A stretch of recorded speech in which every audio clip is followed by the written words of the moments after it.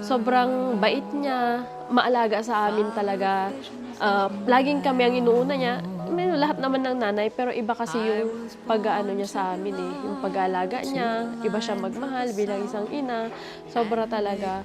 Lahat ginagawa niya para sa amin. Since dalawa lang kaming magkapatid. I believe in happy endings, though I've only known a few. For as rare as they are, like a bright falling star, I found one in you. Deng, dati tikwa, mauding ako kanyam. Sapay ko matakwa. Ang mukhang kangag ko, unay kanya. Tingga-ingga na ding di ka malipatan. So far away.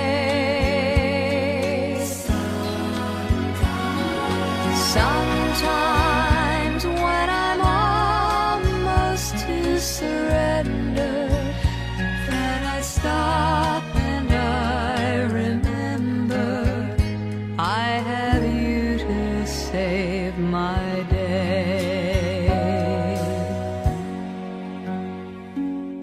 Ma, kung nasaan ka man ngayon, sana masaya ka na. Wala nang dyan, wala nang hirap, wala nang sakit. Sana, alam ko, hindi ka pa ready na umalis. Ganon din naman kami. Hindi kami ready at kahit kailan hindi kami magiging ready na mawala ka. Pero, yun, ganon talaga ang buhay. Kailangan tanggapin namin na wala ka na. Wala ka man sa physically wala ka, pero patuloy ka namin maaalala. Dito ka lang sa puso't isipan namin. Mahal na mahal ka namin, ma. Araw-araw mamimiss ka namin. Sometimes people ask what keeps me going, and Ito ang sinasabi ng Panginoon sa atin sa araw na ito, na tayo po ay hindi nag-iisa sa ating pong pagluluksa at sa ating pong pagdarasal. Tayo hindi nag-iisa sa ating kagustuhan na makamit nawa ng ating mga mahal na yumao ang buhay na walang hanggan.